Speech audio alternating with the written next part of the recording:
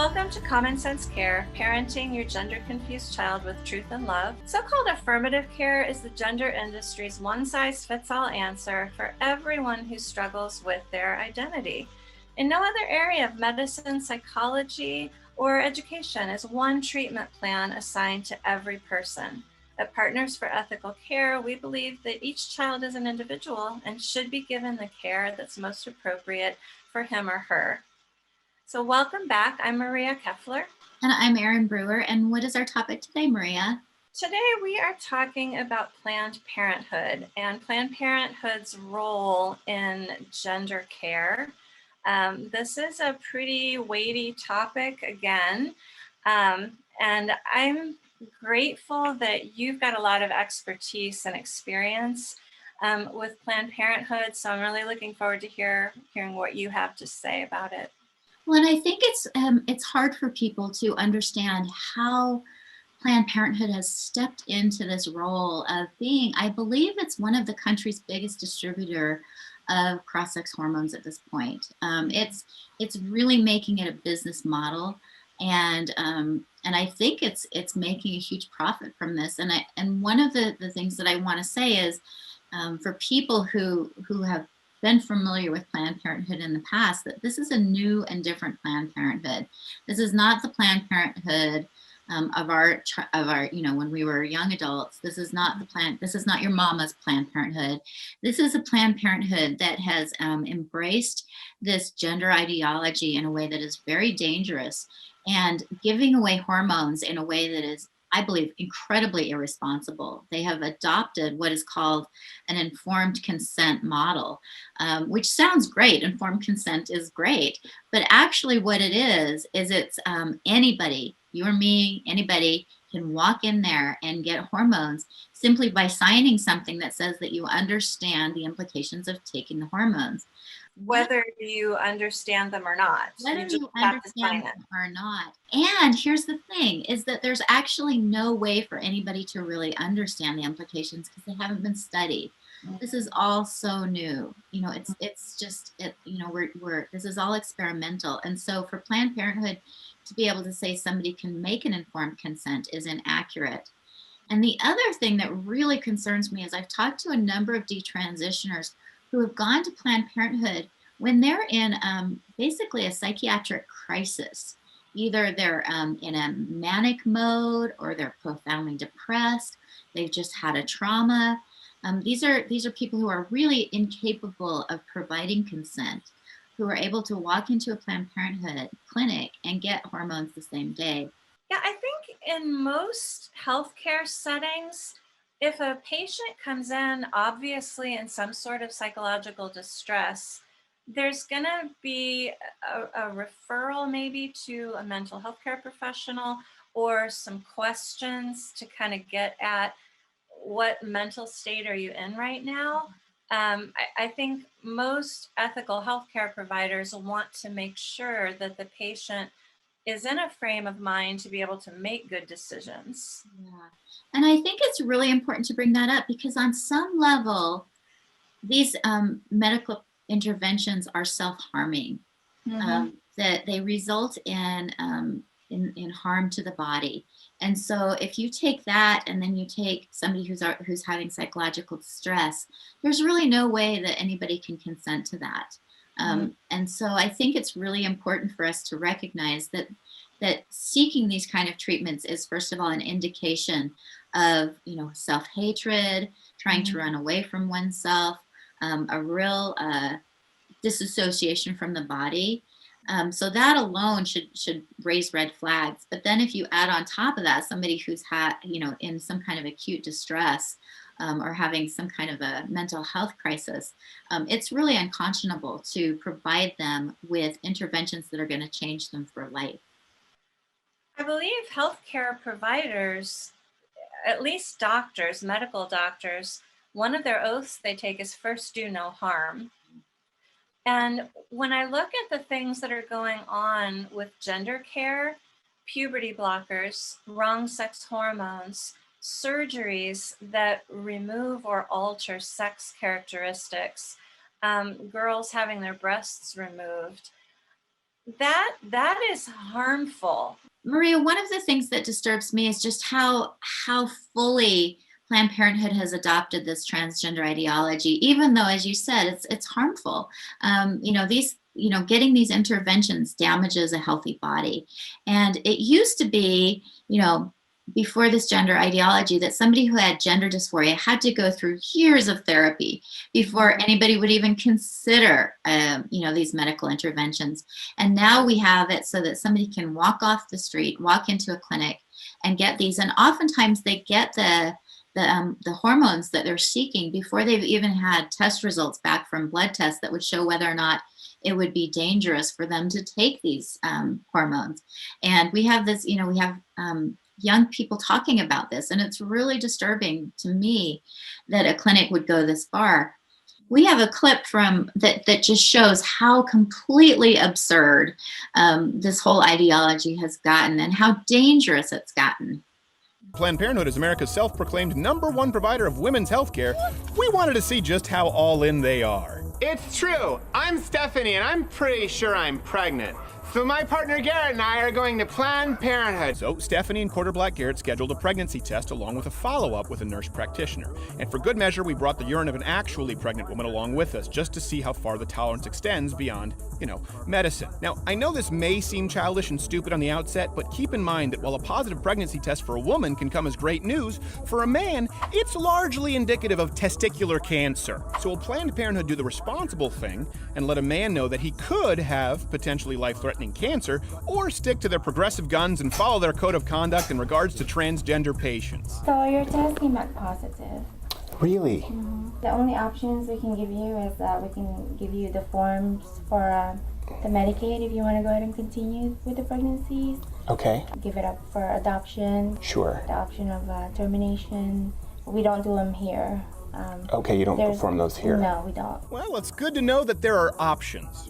Now, to be fair, the nurse practitioner did have some questions and was seemingly concerned with potential health ramifications. As you can see, they can't even play by their own guidelines. Were you assigned a female birth? Do you mean Sex at birth? if I was Were you born? misgendered by a doctor when I was born? Did they consider you a female when you were born? I was misgendered at birth, yeah. Okay. I don't see how that's... I mean, do you have ovaries, a vagina? But a little righteous indignation threw her off the scent. Let me make really clear that I am not a woman in a man's body. I am a woman. I've always been a woman, and I'm currently living as a woman. So they did identify me. They misgendered me as a male when I was born. At no point was there any mention of potential testicular cancer. Wow. Wow. Ridiculous. Like it is ridiculous and really troublesome. As he pointed out, a man who has a positive pregnancy test, that's indicative of testicular cancer. And nobody told him that. Yeah, and it's funny, I think, because it's so absurd. And it's also, as you said, so concerning. If you have somebody come in, they're going to get the wrong medical care if people don't acknowledge biology, if people don't acknowledge sex.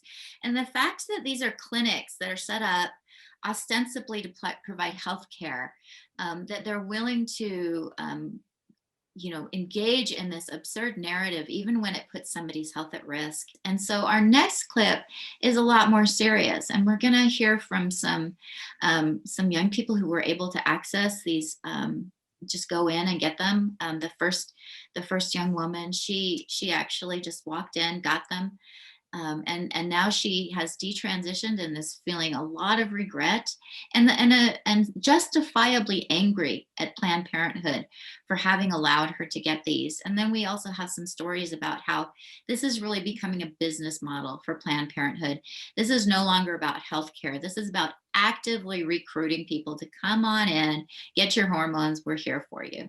You have to be 18 years old to buy cigarettes and 21 to gamble or buy alcohol, but minors living with a gender identity issue can undergo hormone therapy before becoming a legal adult. Planned Parenthood is hoping to make life a little bit easier for the transgender community. They are now offering transgender hormone replacement therapy for those under the age of 18. We decided that it was time for us to expand the care we were providing. Planned Parenthood is reminding everyone in Central Illinois that they offer hormone therapy for people looking to transition. Now, the organization says that they began this program back in 2015 with Central Illinois in mind. Leaders say Central Illinois had a dramatic need for transgender services in the area. Planned Parenthood now offers this service at 17 locations all around the state. Leaders with Planned Parenthood of Illinois say people in search of this treatment can always find it at their clinics. We are here for you. So Planned Parenthood remains willing and able to care for these patients. We want to be there as that safe place for you to come. There are multiple avenues to pay for this treatment, including insurance and Medicaid. I went through Planned Parenthood, and basically they just ask you a bunch of sexual history questions, and then you can go pick up your prescription as well. Which they do it very weird. You can like pick up your prescription before getting your blood test, which is kind of yikes. My experience with Planned Parenthood was not necessarily a good one. I'm not happy with it.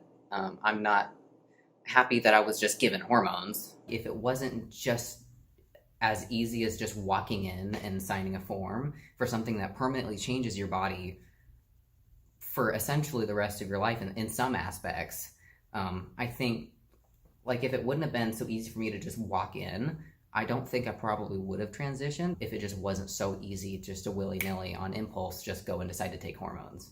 It's just really troubling to me to see them advertising, to see that news clip where a news station is advertising for Planned Parenthood to bring more people in to get the gender treatments.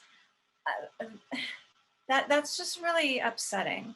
Well, especially when there isn't any assessment to determine whether somebody's in the, a state of mind to be able to make this kind of decision. Mm-hmm. And a lot of times the opposition, the transgender activists will talk about gatekeeping.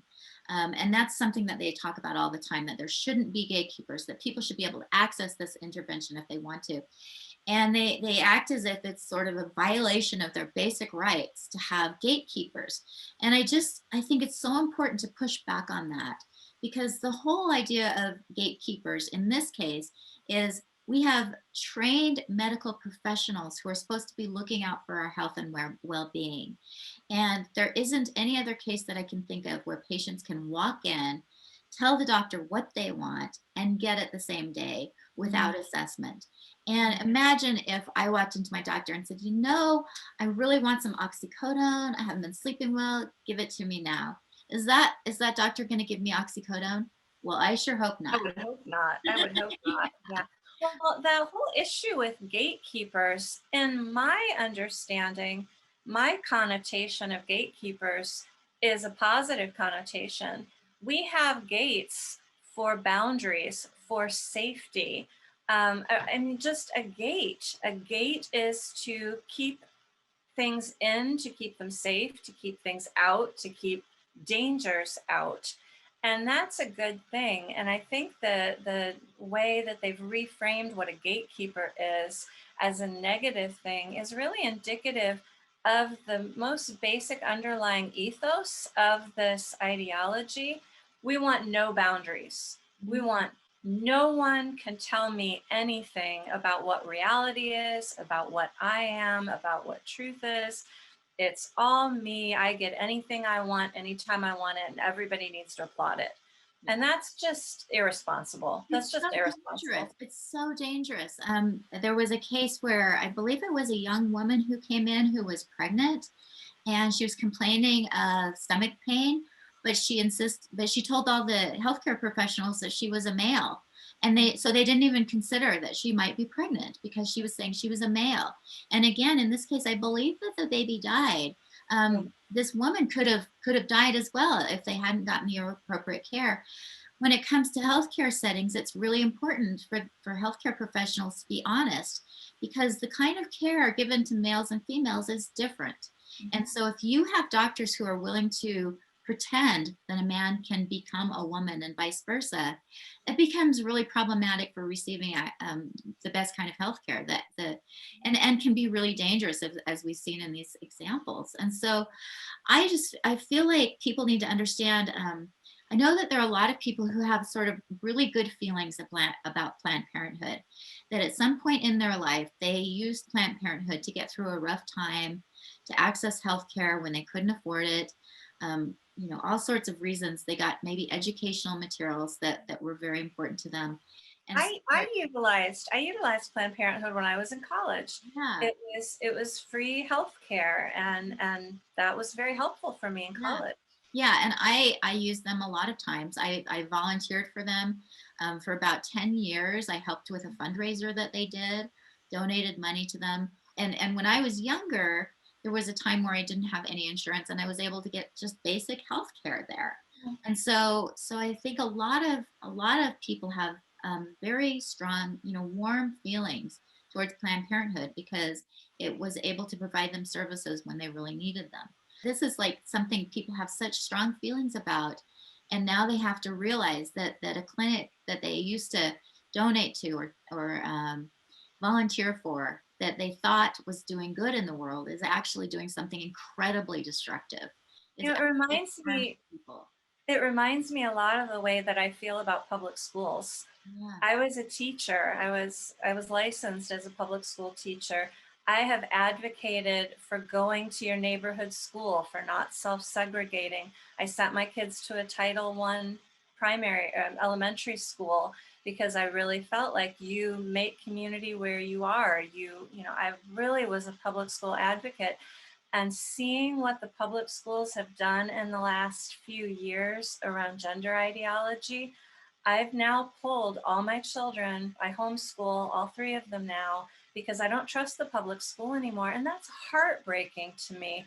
Just yesterday, I spoke to a teacher, a veteran teacher of almost 30 years, who is planning to leave his profession even before he gets his retirement because he cannot ethically continue to work for this organization. And I feel that way about Planned Parenthood too. Like, this is not the Planned Parenthood of my college years. Yeah, and I think that realization is really hard. It's really it's like you have to completely have a shift in worldview, and it's really difficult for people who have supported Planned Parenthood, who had advocated for it, who have insisted, that it's important to fund it, to all of a sudden realize that this organization that they have supported wholeheartedly for so long has suddenly turned into the bad guy, is suddenly doing something that is really damaging to our society, to our young adults, to our communities. They are embracing an ideology, and I believe that they're doing it for profit. I believe that that's what's motivating this, because this is just booming profit. They're making so much money, and as I believe that as women are becoming more educated, they're not needing the other services that Planned Parenthood has provided historically. And we have the internet, so it's possible to get, all that education right online. And I think they had to find a new business niche. And this is where they went. And I don't know how to explain to people how horrible this is. I've talked to, detransitioner after detransitioner who was just horrified and said, I walked in, I was, I was in a state of crisis. I walked in, I got the hormones, and it was the biggest mistake of my life. And I even have interviewed a mother who found out that her daughter was going to Planned Parenthood to get these medications. Their daughter, who had significant mental health issues as well as some developmental issues.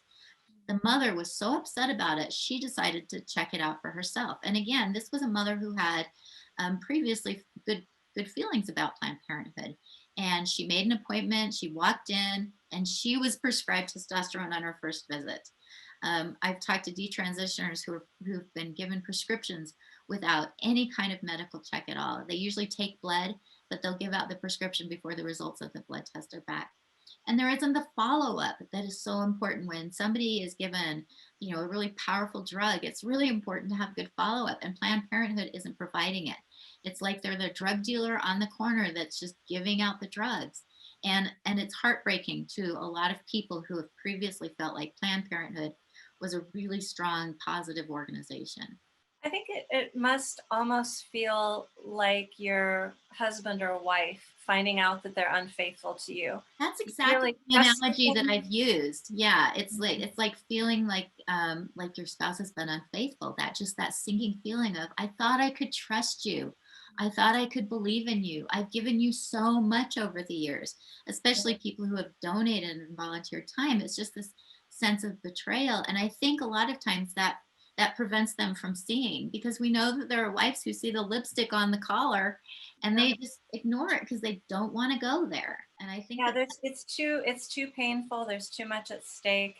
Yeah, I had a boyfriend in college, my first serious boyfriend, and he stepped out on me. He was dating somebody behind my back. It wasn't a marriage thing, but looking back, there were so many red flags. There were so many things that I should have said, yeah, that's a little suspicious.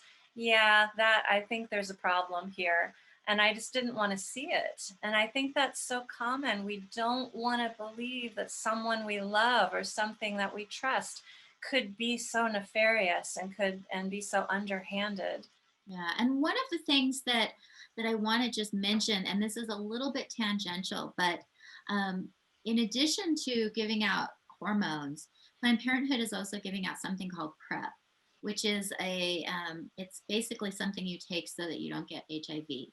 And this might sound wonderful, but at one point I actually contacted a Planned Parenthood clinic and posed as a 14-year-old girl who was doing sex work. And they were counseling me as to how to get PrEP going behind my parents' back, that they were willing to provide this service for me. And so this is again, one of those red flags that they are, they're providing, in a case like that, I would hope that they would try to talk to the child and get them help and get them out of prostitution, rather than no, come on in, we'll get you PrEP so that you can do this safely. I mean, to me, that's really disturbing. Well, Erin, if parents realize that Planned Parenthood is not their friend, what do parents need to know going forward in order to protect their kids? How do we protect our children from what is apparently a predatory organization? Yeah, and I think that predatory is the word. And one thing that most parents probably don't know is that Planned Parenthood is actively trying to infiltrate public schools and have been successful in California and possibly other places. I know for sure in California, where they're actually putting Planned Parenthood clinics within the schools, which to me is just horrifying. On so many levels, it's just a problem. But the other thing that Planned Parenthood is doing is creating educational modules for schools to use. And in these modules, they are really pushing this whole gender ideology. So teaching kids as young as kindergarten that they get to choose what gender they are. And I think this is really harmful. And most people don't realize how easy it is for Planned Parenthood to access their children. And you might understand some of this. I know you've done some investigation, but my understanding is that they offer these modules for free. And so the schools jump at the opportunity to use them. Yeah, Someone who's been a public school teacher, you know how hard it is to put together lesson plans. And so if somebody puts one together for you, it's such a saving time, saving money. Yeah, and these lesson plans that they put together, they're beautiful. They're all packaged. Here's exactly what you do in the classroom. Here's all your worksheets. Here's all your manipulatives, which are, like the things that you play with, the things you actually touch and use. And they provide all of that. And by the way, it's free. Here is a 45-minute lesson plan, all inclusive. It's free. It's beautiful. It's packaged. And yeah, these overworked teachers are going to jump at that and not maybe really realize what's in there. And this might be tangential too, but a few years ago, I was on the counseling committee for my kids' elementary school, which means I'd go in and talk with the counseling staff, find out what was going on. And the school counselor was saying that they wanted to have teachers practicing scenarios with kids, like what to do if, say, you're at the park and a stranger comes up and says, "Hey, I can't find my puppy. Can you help me?" So the counseling department had written all of these scripts for having teachers role play stuff with kids for safety stuff. And they were trying to figure out how to get it into the day. And the teachers who were there were talking about how packed their days were. And they said, "I know, we can keep those in our pockets. And when we're standing in line at lunch, we can practice them while we're standing in line." And I remember being horrified that these teachers had to squeeze important stuff into standing in the line in the hall time. Now, fast forward 5, 6, 7 years, they're now putting gender ideology into core classes. They're putting Planned Parenthood curriculum into the class time when teachers 5 years ago didn't have time to do basic safety role plays with kids during the school day. Right. Yeah, it's really absurd.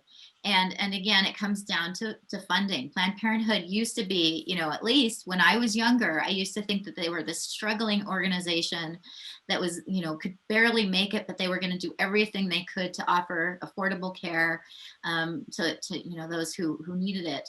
And now it's just it's this international, business that is They're not. They have so much money. And if this isn't enough to open people's eyes about what's happening with Planned Parenthood, another thing that Planned Parenthood is doing is that internationally they are putting pressure on the UN and other international organizations to deny aid to countries if they are not willing to start indoctrinating their citizens into this gender ideology. And Planned Parenthood has all sorts of publications. They go into these communities that are they're very poor communities with very few resources, teaching this gender ideology and pushing the idea that kids should have access to puberty blockers, hormones, and surgeries. These are in communities where people are struggling to survive. They're barely even making ends meet. They're not eating enough. They don't have safe housing. They don't have basic medical care. And Planned Parenthood is going in there and pushing this gender ideology, utilizing resources to teach this, and then trying to take important resources away from those who really need it to provide these unnecessary interventions. You're talking about this, and it reminds me of the missionary model. Missionaries would go into developing countries, into poor countries, and bring resources. And they were doing that to provide aid and to love others, but it was also to bring the gospel with them. And when you feed people, then they're grateful that you fed them. They're more willing to listen to your message. This really sounds like having adopted the missionary model. Oh, and the liberals tend to call it cultural imperialism, and they tend to be very scornful of it. And so it's very interesting to me that liberals now are embracing it. And again, when I say liberals, I count myself as a liberal. I have, my whole life I had affiliated as a liberal, so I don't want to use that pejoratively. But that it's so ironic to me that the liberals condemn cultural imperialism, and yet that's exactly what Planned Parenthood is doing. They're going into third world countries, and they're insisting that the aid is connected to this gender ideology. And how damaging. I mean, to me, this is exactly like a religion going in and insisting that the only way you get aid is if you buy into our religion. So it is cultural imperialism in the worst sense of the word. Well, interestingly, a lot of missionary situations in the past, I'm thinking about some out west here in the United States. I know this happened with the Aboriginal people in Australia. Children were taken away from parents, put on compounds, and indoctrinated into the religion. They lost their own culture, they lost their own language, they lost their own dress because the religion was forced upon them. I don't see a lot of difference between that Oh. and what Planned Parenthood is doing. No, this is very similar. Planned Parenthood is actively creating a divide between children and their parents. Um, I don't know if Planned Parenthood encourages children to run away, but we know that this ideology encourages children to run away, which causes a whole host of problems. Just the fact that they're encouraging children to disassociate from their body and to seek medical interventions to make their body conform to some idea of how they want it to be rather than providing them mental health services is incredibly concerning.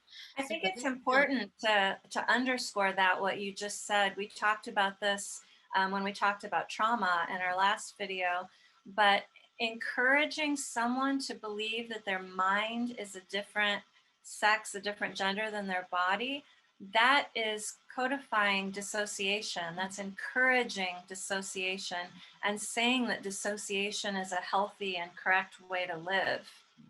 yeah, it's just shocking. And so I think, for people to understand that Planned Parenthood is now a predatory and dangerous organization, and that really, you asked me, what parents could do to protect their kids, and one of them is keep Planned Parenthood out of your schools, but also really talk to your kids about the nature of Planned Parenthood. I guess, I mean, if you have any concerns that your child might go to a Planned Parenthood clinic, try to get them into a healthy environment where they're not going to be affirmed, get them to a therapist who can work with them, because the minute they walk into that Planned Parenthood clinic, they're going to get exactly the interventions that they want.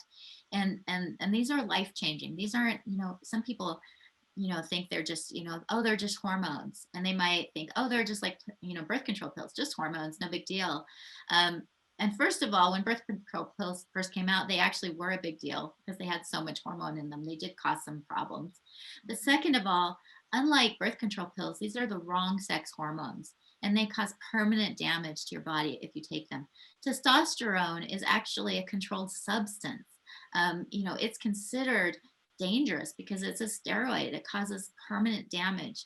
And again, it can exacerbate already present mental health issues, and also cause others because it does it just creates chaos within the body. And so I think parents need to understand, and fundamentally also stop supporting Planned Parenthood. If you are a parent and you are concerned about this, if you're anybody who's concerned about this, stop donating to Planned Parenthood and tell them why. So don't just withhold that check, but let them know that you have consistently been a donor and you will no longer donate because of what they're doing now. I think that's a good point. And it's important for parents to recognize, we talked about this in a previous episode too, about what a cultic ideology this is. If your child has not yet been indoctrinated into this cult ideology, you're in a better position to really strengthen your relationship with that child and keep your child identifying with your family. Be on that child's side. Let that child know that you love them, that you care about them, that you are there for them. Because the way the industry, the gender industry is working, it is trying to separate kids from their parents. And then this ideology comes in and it puts a new identity on your child. And once that happens, the child's loyalties are with the gender industry and not with you. And that's a much more difficult place to attack this from. And they know this, and they're using the language. We're a safe place. You can come here and be safe. We're going to validate and affirm you. This is the language that Planned Parenthood is doing, and they're using it very consciously because they're trying to, lure people in. This is a marketing. It's grooming. It's grooming behavior. This is what groomers do who are trying to predate sexually on children. Yeah. They identify the child, they separate the child from his or her protections, the parents, the safe adults.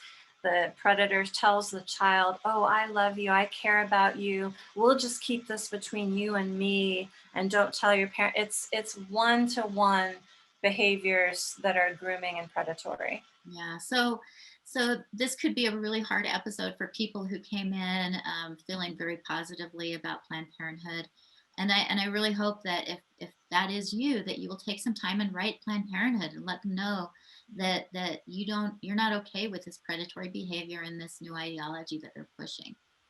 I do feel like we just sat down with someone and told them, hey, your spouse is cheating on you. Yeah. And that's a You know, hard conversation. that's really how it's felt for me and for a lot of people. It's just this, I mean, and it can take a while to sort of process it because, there've been a number of instances where I've just been, like, whoa, really? That's really happening. And it's really hard. It's like the rug is pulled out from under you. And it's easy just to dismiss what we're saying and say, oh, that's ridiculous. They're just making that up. They're just trying to slam Planned Parenthood. And I hope that people will recognize that that's not what we're doing. Do some research yourself. Research. Yeah, You just know, Google Planned Parenthood and transgender on Yeah. YouTube, and it's right there. They're actively putting it out there. Or go to Planned Parenthood and look at their for educators. They've got their stuff on their education page. You can see what they're pushing into the schools. If you're really bold, do what Erin did. Call them and say, hey, I'm a 14-year-old and what can you do for me? I'm uncomfortable with my sex. Find out what Or happened. what that mom did. All she did was she put on a hat and took off her wedding ring and walked into the clinic and told them she wanted to be a man, and she got testosterone that day. Well, Erin, we have one question from a viewer who said, my son, who's 19, has developed all kinds of health issues he never had before, like weird rashes, stomach problems, and joint pain. They all began right after he started taking estrogen prescribed by Planned Parenthood. He won't listen to me, and Planned Parenthood won't even take my phone call. They hang up when I say my name. What can I do? This is so hard. And I've talked to parents whose children are going to Planned Parenthood to get hormones, and the parents are just distraught because their child has mental health issues, and they know that this child should not be on these, on these hormones. And like you said, Planned Parenthood won't, they will just hang up. And it's just heartbreaking because I can't imagine being in that position of seeing your child's health deteriorating and not being able to do anything about it. And especially he's 19, Yeah. so he's an adult. Right. And that's the hardest part is that some parents can get medical guardianship of their children if their children have significant medical issues, developmental delays. Usually the child has to go along with it. And again, this is another area where our society has changed a lot. It used to be a lot easier for parents to get information. This is Planned Parenthood is the same as a lot of college clinics. They won't give you information. And so you can't really stop it. What you have to do is work with your child and try and build that relationship, because the clinic's going to ignore you or hang up on you or maybe even threaten you with a restraining order, because their whole goal here is to keep kids medicated, is to keep giving out these hormones because they are making so much money on it. So they're not going to listen to you. You have to try and get through to your child, which I know is so hard. Yeah, if your child has a relationship with someone else who you trust, if there's an aunt, an uncle, a cousin, someone that the child really has a good relationship with, try to leverage that if possible. Talk to that other family member or friend, let them know what's going on. Try as much as you can to sort of build a village around your child who can be speaking some truth. I don't know really what else to suggest for an adult child. Yeah, I'm going to make one more suggestion. I'm going to plug your new book, if that's okay. Okay. Maria is going to be having a book published by Partners for Ethical Care. And so that is going to be a tremendous resource for parents. And I'm hoping that will provide parents with a lot more insights, sort of a deeper dive to what we're doing here on this show. And again, we'll try and post some other resources on our page. And the other thing is you can come to our Facebook group. We have a Facebook group for support, basically, and so that you can ask questions of us, of other parents, and try to make your way through this. But again, it's hard I would just be infuriated if I found out that there was nothing I could do and I could see my child's health deteriorating like this. And it's such a helpless position. And it's so frustrating to me that what is ostensibly a healthcare organization is actively causing disease, actively causing a healthy body to become less functional, actively promoting, as you said, a disassociation between brain and body. It just, to me, it's just heartbreaking. Well, this has been a really difficult topic. I feel like we say that every week. This has been a really difficult topic, but everything around this ideology is difficult. Again, we're just here trying to open up some conversations, trying to, provide some thoughts, some insights, some ways for parents to move forward. So we're grateful that you joined us today. We're grateful that you gave us your time and that you're thinking about this. And we do really encourage you to do your own research, because if we're wrong, we'd be thrilled. Yeah. I think for both of us that we would be thrilled to be wrong about anything that we're saying. Yeah, we would. And if you have, any additional questions, feel free to go to the Partners for Ethical Care website. We have lots of resources on there, and we also have a way for you to submit a story. So if you've had an experience with Planned Parenthood, please share it with us. We'd like to know. We'd like to be able to get these documented. If you're a parent who's got a child going to Planned Parenthood, please submit a story so that we can document this, because again, so many people are like we were 10 years ago, where we had no idea what was going on. And it's so hard to open those eyes. It's so hard to have that shift in worldview where you suddenly realize that this organization is predatory and very dangerous. It feels like such a betrayal. It's just felt like such a betrayal to me, with the schools, with the doctors, with Planned Parenthood. I just feel betrayed. Well, thank you for joining us today. Next time, we're going to talk about a related issue. We're going to talk about the problems with medicalizing children. Thank you for being here. We look forward to seeing you next time. We are not doctors or therapists. We are not giving medical or psychiatric advice, and we offer no guarantee of outcomes. We simply want to talk about how to support and love kids using long understood best practices from the fields of psychology, education, and child development. We're glad you joined in our conversation today, and we hope that you took away something you can put in your toolkit for parenting your gender-confused kids with truth and love.